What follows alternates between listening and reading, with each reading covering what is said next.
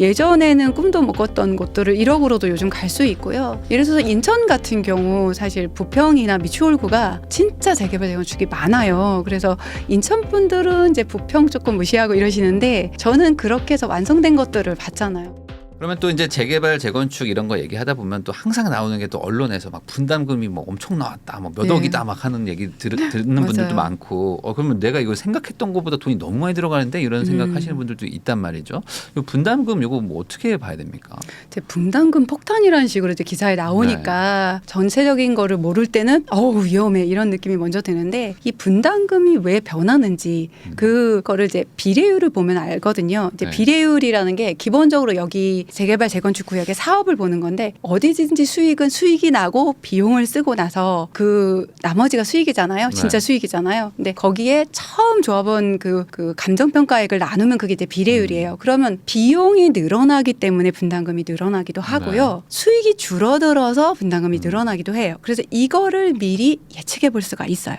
이제 비용이 늘어나는 건 여러분 지금 많이 아실 거예요. 이건 대한민국이 다 알 것 같아요. 건축 원가가 올라가고 있잖아요. 그래서 조합원 분양가도 다시 협상하고 건축 비용 다시 협상하고 이게 무슨 기본처럼 돼버렸어요. 그래서 그렇게 건축 원가가 올라가니까 비용이 늘어나니까 수익이 줄어드는 구조가 됐죠. 그런데 일반 분양가도 올라간다는 부분들을 좀 체크하셔야 돼요. 그래서 일반 분양가가 예전보다는 특히 또 분상제도도 대부분 적용이 안 되다 보니까 충분히 올라주면서 사실 비용도 늘어났지만 수익이 훨씬 더 늘어나는 구조가 있는 곳을 찾으시면 돼요. 그건 지나있으면 찾는 거 아닌가? 생각보다 쉬워요. 수익이 늘어나는데 그 수익이 조합원 분양분, 일반 분양분이거든 결국. 조합원 분양 수입을 늘리려면 결국은 4살 깎아먹는 거잖아요. 이건 사실 통과되기가 쉽지도 않아요. 그리고 누가 원하겠어요. 일반 분양이 오르길 바라는데 기본적으로 일반 분양 수입 자체가 세대수가 많은 곳.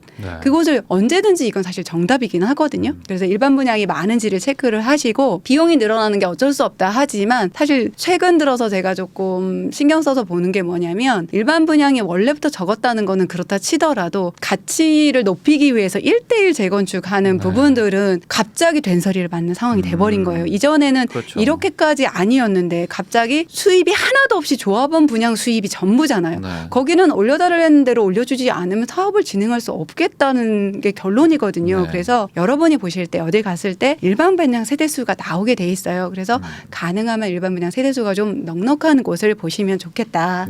그리고 이런 시장이 아닐 때도 조합원 분양가는 한 번 정도는 오르기는 올랐어요. 한두 번 오르는데 생각보다 많이 기본적으로는 많이 오르지는 않아요. 근데 조합원 분양가가 많이 올라서 분담금이 폭탄처럼 될 수 있을 정도 상황이 된다 하면 이미 그 사업성 자체가 굉장히 문제가 있어서 어디를 가셨을 때 사업 시행과 이후쯤 되면은 어느 정도 비례율이 나오거든요. 비례율 꼭 체크하세요. 밖에서 보면 너무 좋은 어느 구역, 사실 서울에 한강을 끼고 있는 구역인데도 불구하고 100%가 안 돼요. 이미. 그러면 앞으로 건축비 더 올라가면 어떻게 될까? 근데 그거를 그렇게 심각하게 못 보시는 거예요. 당장 그 비례율에 맞춰서 내가 감평가 싸게 또 사는 그렇게만 보이시거든요. 근데 결국은 이게 더 낮아질 수도 있다는 거거든요. 그래서 쉽게 걸르는 방법 제가 말씀드렸습니다. 네, 이런 것들 꼭 좀 뭐 이게 단어가 어려우실 수도 있겠지만 이거 조금만 공부해 보시면은 이게 뭐 곱하기랑 나누기 뭐 더하기이기 때문에 충분히 계산할 수 있으시니까. 예, 지금 말씀드린 거 가장 쉽게 간단하게 정리하면 가보신 곳에 일반 분양분 몇 개나 되는지 조합원이 예를 들어 500명인데 일반 분양이 700개다. 이런 곳과 조합원이 500명인데 일반 분양 70개다. 어느 게 더 좋겠어요? 이렇게 쉽게도 구분이 됩니다. 최대한 조합원 수가 적은 거, 네, 상대적으로 적고 일반 거. 분양이 많은 거. 그런 것들 좀 고르시면 좋을 것 같고요. 그럼 아까 잠깐 뭐 얘기를 해주시긴 했지만 그래도 이제 뭐 무주택자 분들 입장에서는 재개발 재건축 투자를 이제 해야 될지 말아야 될지 막 고민하고 계신 분들도 있을 거란 말이죠. 그럼 이런 분들은 어떤 상태면은 좀 요거 한번 고려를 해봐라 이렇게 좀 뭐 기준을 좀 말해주시면 좋을 것 같아요. 지금 실거주를 무주택자 같은 경우 이제 해야 되는지 안 해야 되는지라서 조금 달라질 수는 있어요. 그래서 실거주를 사실 할 수 있으면 원래도 재개발 재건축은 전세가가 낮고 뭐 월세이고 이래가지고 레버리지 일으키기가 조금 어려운데 내가 실거주로 들어갈 수 있으면 사실은 좀 일부 대출 일으키면서 시작하기는 참 좋아요. 참 좋아서 가장 제가 사실 안전하게 하나 선을 그어드리고 싶다면 요걸 물어보시는 분 중에서 정말 제 채널에서도 20대인 분들, 30대 네. 초반인 분들 정말 시드가 적은 분들이 또 모르시기도 하거든요. 그러면서 모르시는 게 뭐냐면 정비구역도 지정되기 전 단계를 들어가고 싶은 그래서 요 파트에서는 그럼 이 부분을 한번 짚어드릴게요. 기본적인 거는 아까 나온 부분들을 참고하시고 저는 여러 번 말씀드려요. 항상 조합 설립된 이후 들어가라. 네. 그리고 지금도 시장이 많이 꺾여서 뭐 사업시행인가 부분도 예전에는 조합 설립되기 전에 정도 가격대로 막 들어갈 수 있는 것도 있으니까 이렇게 말씀을 드리는데 돈이 너무 적은 분들은 또 그것도 안 되면서 계속 돈만 모으기는 어려우니까 투자 먼저 하고 싶은 분들이 자꾸 정비구역 지정되기 전을 여쭤보신단 말이죠. 그럼 그 포인트에서 한번 짚어드릴게요. 정비구역 지정되기 전 재개발은 하지 마세요. 가장 큰 문제는 뭐냐면 재개발은 노후도가 깨지면 사업이 대통령이 오셔도 안 돼요. 네. 그게 정비구역이 지정이 되면 여기에 이제 개발 행위를 제한한단 말이죠. 근데 지정하기 전부터 제한하는 것도 있어요. 신통으로 네. 이제는 예정 구역들이 이렇게 되는데 그런 곳은 조금 보셔도 좋아요.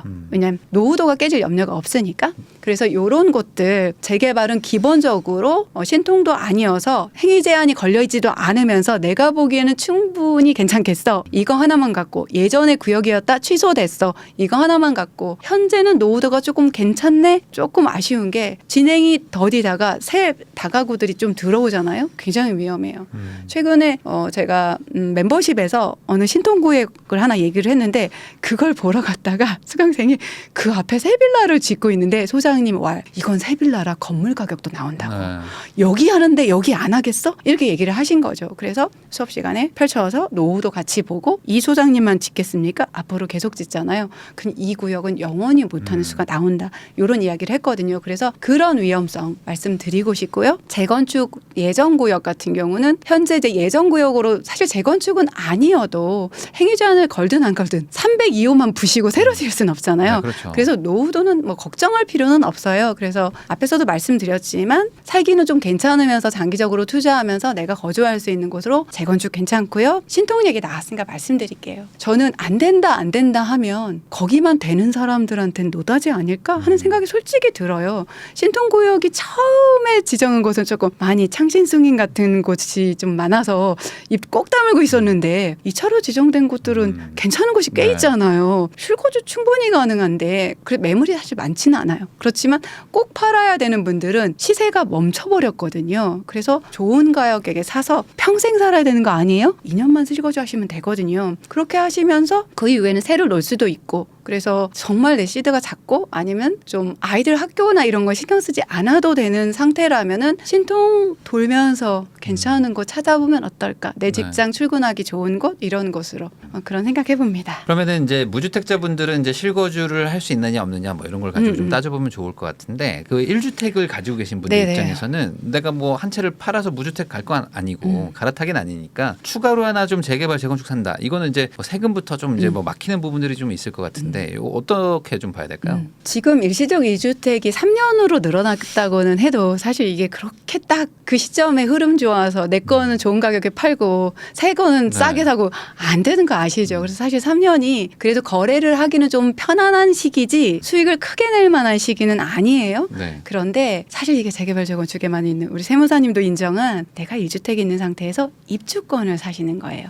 이렇게 사시면 이 입주권이 새 아파트가 되고 나서 3년 뒤까지 1번 주택을 하시면 비과세가 됩니다. 물론 이제는 조건이 하나 있긴 있어요. 왜냐하면 너가 집을 샀는데 이사를 못 하겠다는 거죠. 집을 금방 부시니까. 그래서 좀 이게 굉장히 배려를 해준 법이에요. 합법적인 거거든요. 그 대신에 이사 가려고 했던 거니까 이사는 꼭 가라. 그래서 새 아파트에 들어가셔서 1년은 사셔야 돼요. 3년 안에 이사하셔서 요 조건 하나만 지키시면은 첫 번째 집이 짧게는 한 5, 6년에서 7, 8년 이상 이제 그 정도까지 이번 하락 보합을 다 지내서 새로운 상승 흐름을 다 타시고 또 실거주 하고 계셔서 아이들이 학교를 다닐 수도 있고 직장도 사실 딱 좋아. 아니면 분양받은 지 얼마 안 됐어. 얘도 한참 올라가야 돼. 그런 곳에 거주하고 계시다면은 이보다 더 좋은 투자는 없습니다. 입주권을 사라. 네네. 그리고 사실 이것도 예전에는 조정지역이 많아서 막 좀 따져봤어야 맞아요. 됐어요. 네. 근데 지금은 어지간하면 두 채까지 다 그냥 기본 세율이잖아요. 네. 그래서 강남 3구, 용산구 들어갈 거 아니면 어지간하면 두 번째까지 상관없기 때문에 요건 오히려 짚어드려야겠다. 이렇게 상관없이 두 번째도 기본 세율로 사실 수 있으면 철거 전에 사시면 좋겠고요. 네. 꼭 강남 3구다. 그러면 철거하고 나서 사셔도 되겠네요. 네. 강남 3구는 관처 위에 거래되는 물건이 아주 희소한 거. 이제 전혀 없는 건 아니고 5년 거주 10년 보유기 때문에 이건 아주 좀 특수한 상황이니까 쉽게 갈게요. 내가 1주택 있을 때 입주권 사실 때 세금까지 제가 아껴드리겠습니다. 아직 건물이 살아 있을 때 기본 세율로 매수하실 수 있습니다. 네. 취득세. 네네 그렇죠. 그리고 뭐 사실 2개 정도 주택 가지고 종부세 걱정할 정도는 아니지만 예쁜 거는 요게 철거가 되고 나서는 종부세도 한 푼도 안 내거든요. 그래서 네. 그냥 내일 열심히 하고 있는 동안 그 헌집이 새 아파트 되는 거 보실 수 있고 내 자산이 늘어나는 것도 보실 수가 있습니다. 네. 그러면 이제 다주택자분들 입장에서는 이제 이래저래 막 이제 세금도 많고 지금 뭐 규제도 뭐 여전히 많기 때문에 네네. 재개발 재건축 투자를 좀 뭐 권하시는지 어떻게 해봐야 될까요, 이분들은? 사실은 다주택자분들한테 제일 권하고 싶어요. 방금 말씀드린 1주택자한테 권한 그 입주권을 여러분은 철거한 이후에 하시면 되는 거예요. 그럼 4%로 네. 왜 그냥 대지를 사는 거거든요. 건물이 땅을 산 없어졌으니까. 거죠? 네. 그래서 땅을 매수하는 거기 때문에 좋고 말씀드렸듯이 종부세 없죠. 네. 그래서 좋고 그리고 이게 좀 지어질 때까지도 꽤 길게 시간이 가는데 뭐 분양권하고 굳이 비교하자면 분양권은 등기치기 전까지는 아무리 1년 이상 갖고 있어도 60%잖아요. 예, 좀 무섭습니다. 근데 입주권은 2년 이상만 보유하면 일반 과세입니다. 이것도 내가 좀 단기로 좀 투자해야 된다 하시는 분은 꼭 등기치기 전에라도 매도를 하실 수 있는 그런 점에서 굉장히 좋고요. 상가 토지도 재개발 구역에 해보시면 어떨까. 똑같은 상가. 사실 요새 상가로 거기서 월세 나오는 거 기대하고 투자하기 사실 쉽지 않잖아요. 그래서 수익률 자체도 굉장히 낮은데 이거저거 다 놔두고 그래 나중에 아파트 될 상가 사보자. 아파트 될 땅 사보자 해서 상가의 기본 요건 아까도 한번 말씀드렸지만 그 구역에서 제일 작게 분양하는 조합은 분양가보다는 내 권리가액이 높아야 돼요. 네. 너무 어렵지 않나? 그럼 조그마한 상가 보고 왔는데 안 되지 않나? 그래서 사실은 시장이 껴 있잖아요. 그러면 전체적으로 한 12평, 14평 이런 게 아파트 단지인데 들어가요. 그 시장을 가지고 있는 시장 상가 물건 가지고 있는 분들한테도 최소한 분양의 기회를 드려야 이게 반발 없이 사업이 진행이 되잖아요.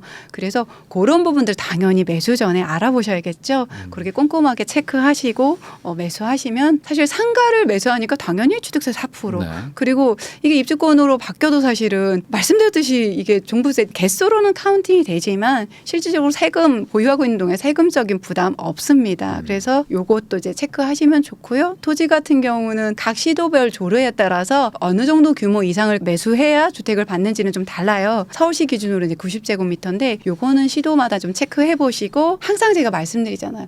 이런 법을 일일이 아는 것보다 더 좋은 건 조합에 가보세요. 네. 이 상가, 이 토지 내가 살 건데 뭐 토지 같은 경우 너무 커서 지분을 살 때 좀 불안하거든요. 괜찮은지 이런 것들 조합에 한 번 더 문의하시고 매수하시면 안전하게 주택 받을 수 있는 이런 다른 물건들 재개발 구역에 투자하실 수 있습니다. 네. 그러면 이제 투자금별로 좀 네네. 이렇게 유망한 지역을 좀 알려주시면 좀 그래도 좀 바로 이번 주말에 가서 한번 보겠다 이런 마음이 좀 드실 것 같은데 뭐 이제 네네. 금액대로 좀 쪼개서 좀 뭐 몇 군데만 좀 소개해 주실 수 있을까요?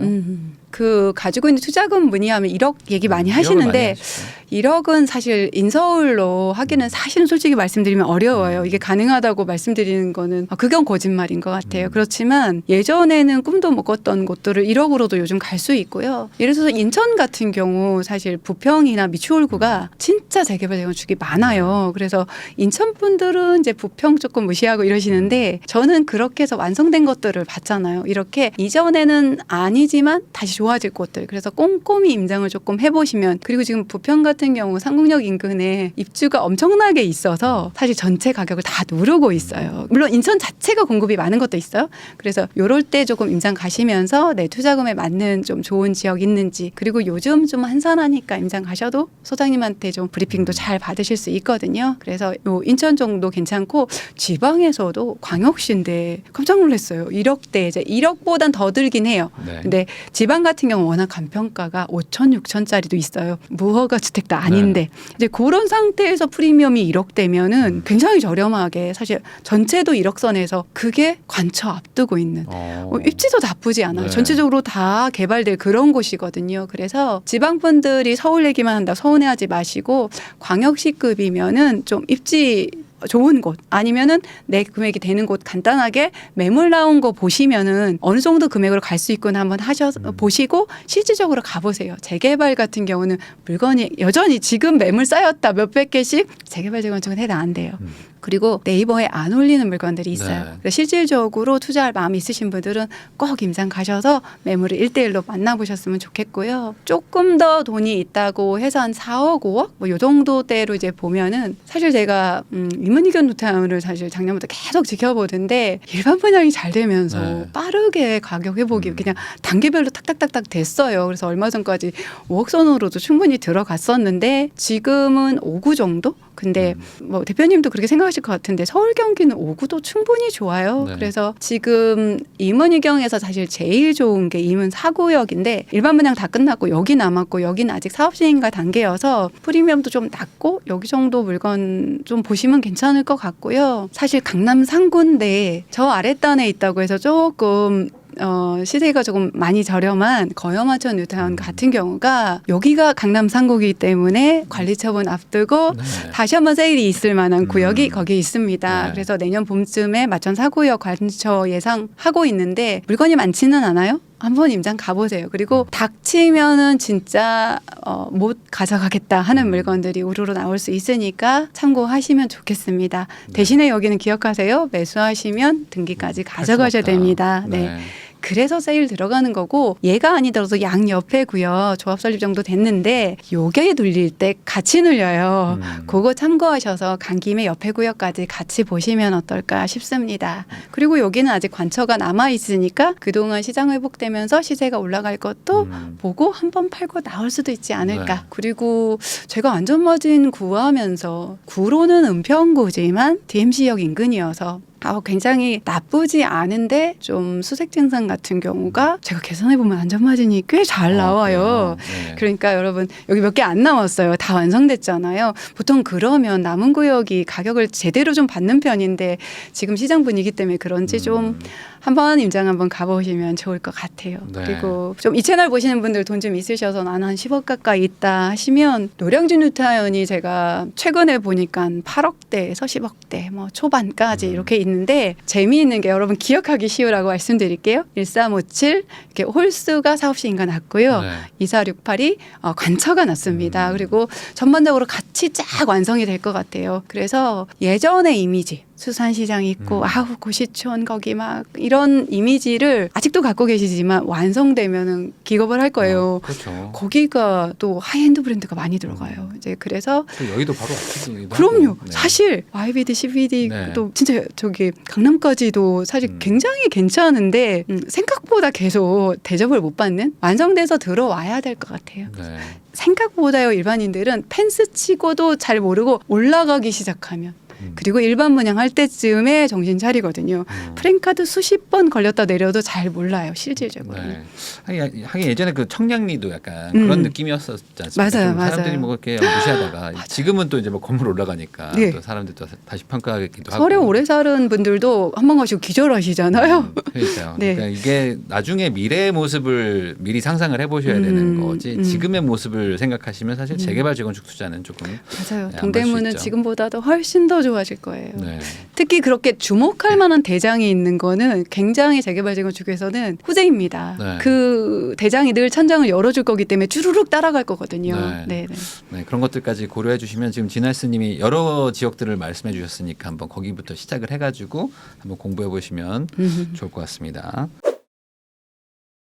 네, 오늘 또 이렇게 또 여러 가지 얘기들을 좀 해봤는데 결국에 이 재개발 재건축이라는 건 이제 시간과의 싸움이지 않겠습니까? 네. 그러면 이제 아무래도 사람인지라 이제 투자하고 나면 또 빨리 뭔가 성과가 났으면 좋겠다 이런 생각을 하시는 분들이 많을 텐데 좀 어느 정도 시간을 좀 보내야 하는 이런 재개발 재건축 투자를 할 때 좀 어떤 마음으로 하는 게 좋을지 좀 조언해 주시면 좋을 것 같습니다. 얼마 전에 남편하고 운전하고 가다가 자기가 저기 뒤에 있는 빌라 있지. 그게 내가 처음으로 가봤던 빌라다. 그래. 우리 신랑은 하나도 몰라요. 네. 지금 거기 상태가 어떠지? 그래? 근데 왜 안 샀어? 벽에서 막 물이 나와. 네. 너무 무서워서 안 샀지. 그렇게 얘기를 했는데 사실 거기가 역세권 5분 거리. 그런 것도 안 보이는 거예요. 초보라서 네. 안 샀단 말이죠. 근데 사실은 거기는 해제됐어요. 아하. 그 남편한테 그 솔직히 얘기했죠. 근데 여기 해제됐다. 나 여기 샀으면 망했어. 큰일 날 그랬더니 뻔했어. 어머 운 좋았네. 네. 그렇지 운 좋았지. 정말 그때는 저 솔직히 말해 운이었어요. 네. 근데 만약에 대표님 제가 거기 해제가 안 됐어. 안 됐고 그걸 처음으로 지금처럼 지금 지식을 가고 갔으면 샀을까요? 어떨까요? 그때 막 소장님 그랬어요. 여기 조금만 고치면 돼. 여기 네. 지하철역에 5분 거리여서 임대도 진짜 잘 나가니까 속 안 썩을 거라고. 7천만 원이었어요 그때. 샀을까요? 근데 샀으면 지금 10몇 년 전 얘기하시는 거 아니에요? 그렇죠, 그렇죠. 그러면은 오르긴 올랐겠죠. 그렇죠. 네. 근데 제가 이 정도 지식을 가지고 가서도 안 샀어요. 왜요? 왜냐하면 기본이에요. 상권이 너무 좋고요. 상가가 너무 잘 나고 방금 전 소장님 안 돼. 얘기했죠. 임대 잘 나간다고. 네. 근데 빌라는 그래도 해요. 네. 임대 잘 나가도. 그렇지만 상가 거기 제일 먼저 해제됐어요. 그러고 사실 제가 15, 16년 투자하면서 후회했던 것들이 뭐냐면 그래서 사실 그거 물러와서 겁나가지고 재개발구역 가가지고 신축 근데 이제 그게 다 포함돼서 되는 신축을 샀어요. 한 5, 6년 지나가지고 미쳤지. 신축 그 돈이면 2개 샀어요 빌라. 네. 그런 후회들을 했었어요. 그런 시절이 더 지나고 나니까 어떻게 생각이 드냐면 아니다. 그때 초보일 때 내가 신축을 사지 않았으면 무서워서 중간에 그만뒀을 수도 있다. 맨날 전화 와가지고 이거 뭐가 안 돼요. 뭐가 문제예요. 맞아요. 그러니까 이런저런 후회들 더 여러 개를 살 걸 뭐 할 걸 이런 걸 다 지나고 지금껏 후회되는 거 딱 한 가지 여러분한테 말씀드릴게요. 그게 뭐냐면 제대로 각 잡고 공부할 걸. 하나 사놓고는 이제 르르랄라 놀기도 하고 그리고 나름 내 수준에는 공부했다고 책 몇 권 읽고 이러고 말았는데 법조항도 더 뒤져보고 다른 지역도 좀 가보고 좀 빨리 된 곳도 좀 가보고 그때는 사실 전문가 얘기를 들어볼 만한 사람이 없어서 이제 그 부분은 조금 제가 뭐 놓친 부분이 아니라 어쩔 수 없는 부분이었다고는 치지만 여러분은 지금 책이니 이런 유튜브니 정보들이 없어서 못해요? 뭐가 진짜인지를 골라내야 될 정도로 정보가 많잖아요. 근데 최근에 제 영상 댓글에도 그런 게 있었어요. 진아이스님 재개발 너무 쉽게 얘기해 주셔서 고맙기는 한데 좀 속상해요. 아는 사람 별로 없어서 제가 한동안 돈 많이 벌었거든요. 네. 그래도 알기는 알아야죠. 이런 댓글이요. 그러니까 사실은 별로 많지는 않아요. 기본만 좀 공부하고 실질적으로 나가보고 옆에 있는 아파트랑 비교해보고 이러면서 내 돈이잖아요. 어떻게 몇 년 동안 허리띠 졸라매면서 모은 돈 아내랑 처녀 때부터 모았던 그 돈을 투자하는데 소장님 말 한마디 듣고 아니면 누가 소개해준 거 듣고 덥석사하고 이불킥 하실 겁니까? 제대로 공부하신 분들은 대부분 이 정도 가격이면 되겠다라고 매수를 하시기 때문에 조금 마음 이런 것들이 전혀 없을 수는 없어요. 마음 소리니까. 그렇지만 이불킥하고 잠 못 드는 밤은 없습니다. 그리고 그렇게 차근차근하게 공부한 그것을 기반으로 그 다음을 또 기약해 볼 수 있기 때문에 시간하고의 싸움 아니요. 그냥 동행하세요. 저는 진짜 다행이었던 게 6년 정도 되면 새 아파트 된다는 지금 보면 너무 귀여운 말씀이신데 그걸 철석까지 그 최소한 6년은 꾹 참고 기다릴 생각을 했기 때문에 좀 덜 힘들었어요. 그렇지만 그 이후에 기다리는 건 힘들었는데 그 시간을 16년 이상 기다려 보니까 기다리지 말고 내 자산이 나하고 같이 크고 그 다음을 생각하고 내 공부의 지경들을 넓히고 세금까지도 좀 공부해 가면서 내 재산이잖아. 그리고 우리 아이들이 자랄 내 집이고 네. 그리고 내 노후를 정말 단단하게 받쳐줄 그 내 기반을 만드는 거예요. 지금부터. 어떻게 공부 안 합니까? 공부합시다. 저하고 하고 우리 부익남 TV 보면서 공부하시고 책도 보시고 하시면 좋을 것 같아요. 네, 결국에 이게 공부를 해서 내가 그만큼 이제 올라와야 그래야지 또 진짜 내 돈이 되는 것 같아요. 그럼요. 그냥 운 맞습니다. 좋게 한두 번 이렇게 될 수도 있지만